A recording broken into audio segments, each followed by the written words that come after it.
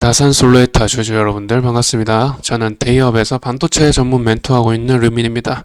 애플 관련된 이슈가 지금 다산 솔로에타 관련 이슈로 나왔습니다.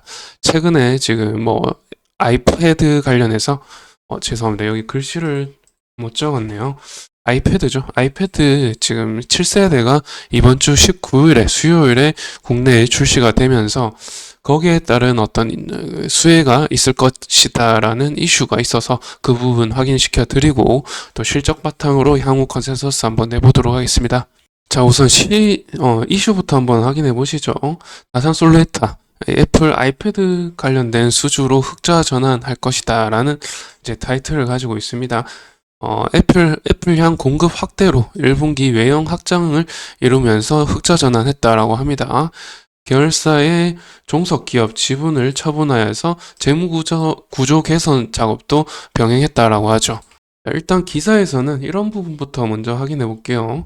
코스닥에 상장한 솔루에타는 전자파 차단 소재 제조 판매 기업이라고 하죠. 이 전자파 차단이라고 하면 EMI라고 이제 보통 알려져 있죠. 이 전자파 차단 소재를 아이패드에 납품하고 있는 것이죠. 그래서 다산 인베스트가 지분율 14% 보유하고 있는 체제 주주라고 합니다.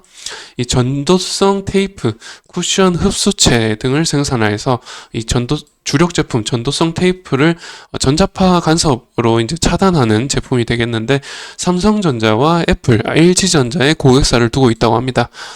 그래서 주로 휴대폰에 비롯한 스마트폰, 스마트 디바이스에 탑재된다고 합니다. 그래서 애플은 다산 솔루에타의 핵심 고객사라고 합니다. 연매출의 70에서 70% 정도의 매출액 비중이 애플을 상대로 거두고 있다고 합니다. 그런데 지난해에 아이폰 신규 모델이 크게 흥행하지 못했고 아이패드 신제품 출시가 지연되면서 이 솔루에타의 이 재고 처리가 되지 않다 보니까 실적에서 어려움을 겪었다라고 하죠.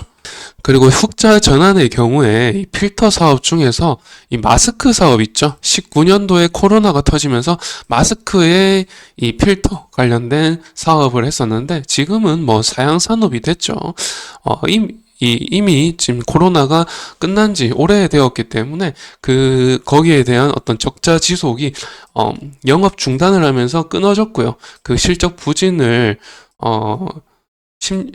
연간 10억 원 정도의 적자를 계속해서 기록했었는데 그 사업을 중단하면서 계속해서 이제 흑자 전환이 됐다라고 하고 애플 상대로 비중이 큰 상황에서 고환율이 지속되면서 영업에 좀 도움이 됐다고 합니다. 이 수출 비중이 84%에 달합니다.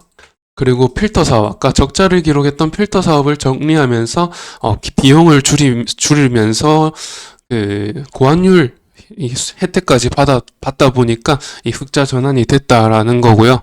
그리고 자회사 중에 이 자동차 부품 기업 DMC라는 자동차 부품 기업이 있었는데 다산 솔루에타 계열사인 다산 네트웍스에 176억 원을 받고 처분했다고 하죠. 그러니까 한마디로 다산 솔루에타의 그 자회사였는데 다산 네트웍스의 자회사가 되었다는 거죠. 그래서 지분이 15.4%로 내려갔다라고 되어 있죠.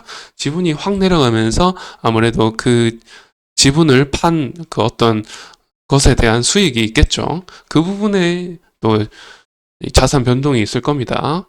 자, 그래서 자회사 부분을 한번 확인해 보면 지금 이게 DMC에서 이제 67% 있었는데 이 지분을 팔았으니까 아직 여기에는 좀 집계가 되지 않은 것 같습니다. 이 파이프라인으로 보여드리려고 했는데 그 파이프라인에는 집계가 되지 않은 것 같아서 계속해서 이 이슈 뉴스 기사를 통해서 계속해서 전달 드릴 수밖에 없겠네요. 3월 말 별도 기준에 부채가 727억 원이고 자본은 306억 원이라고 합니다. 자본이 지금 비율이 238%에 달했는데 이 부채 차입금만 632억 원이죠.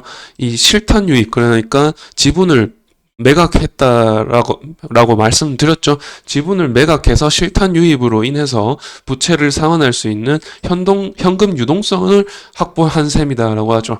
2분기 재무 개선, 그러니까 아무래도 이런 지분 매각과 더불어서 애플의 이제 아이패드가 이제 곧 출시되잖아요. 거기에 따른 어떤 수익성 부분이 개선이 되면서 흑자 전환되면서 아무래도 2분기에는 좀 어느 정도 흑자가 이제 폭이 커지면서 자본의 상태, 그 안정성 면에서도 어느 정도 개선이 이루어지겠다라고 알 수가 있겠죠.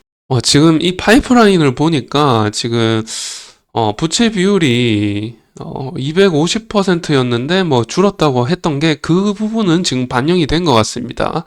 파이프라인에 보니까 270%에서 174%로 줄었는 것은 확인이 됐네요. 손익계산서 한번 볼까요? 분기 손익계산서를 보게 되면 매출액 부분에서 지금 단위가 10억입니다. 430억으로 늘었죠. 16% 늘었고요. 전년도 동기 대비해서도 확실히 늘었네요. 370억에서 430억으로 늘었습니다. 단기 순이익 면에서는 적자를 보이고 있는데 영업이익 면에서는 흑자 전환을 보여주고 있죠. 자, 그런데 다산 솔루에타 같은 경우 지금 뭐 여러 가지 뭐 긍정적인 모멘텀도 말씀을 드렸지만은 또 부정적인 모멘텀도 말씀을 안 드릴 수가 없죠.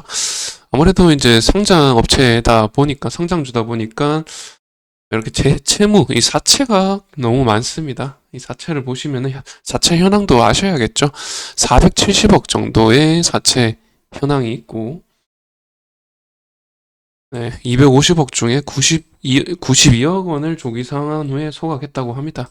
250억은 이제 8회차에 250억 얘기를 하는 것 같고요. 그리고 상환이 이 부분 100억은 이미 상환이 다 되었고, 그리고 40억과 80억 중에 부분 상환이 이루어졌다고 하고요. 그리고 250억 중에서는 아까 92억 원이었죠. 92억 원 조기 상환 후 소각했다고 합니다. 이 회사채 미상환 잔액이 308억이죠. 308억 정도 있고요.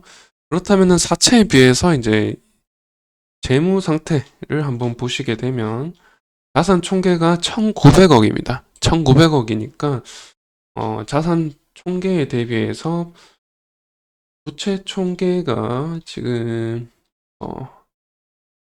이 자산 총계 중에서도 사실 위에 유동자산 중에 상위 5개에서 이제 이 얼마 정도 비중을 차지하는지 봐야 되거든요. 계산을 한번 해보겠습니다. 108억 더하기 2억 더하기 330억 더하기 30억 더하기 8억 했을 때 488억입니다. 488억인데 아까 사채가 308억이었죠. 거의 이 유동자산에 비해서 높은 비중을 차지하고 있습니다. 이런 점들이 사실 하방 압력을 가하는 것이죠. 큰 저항을 주고 있는 요인으로서 이제 사채에 비해서 유동자산이 이 연결 재무제표인데도 별로 비중이 좀 높은 편이다. 별로 유동자산이 별로 없다라는 점이 이제 상승 모멘텀이 있어도 상승보다는 하방 압력이 좀 가해진다라고 말씀을 드리는 겁니다.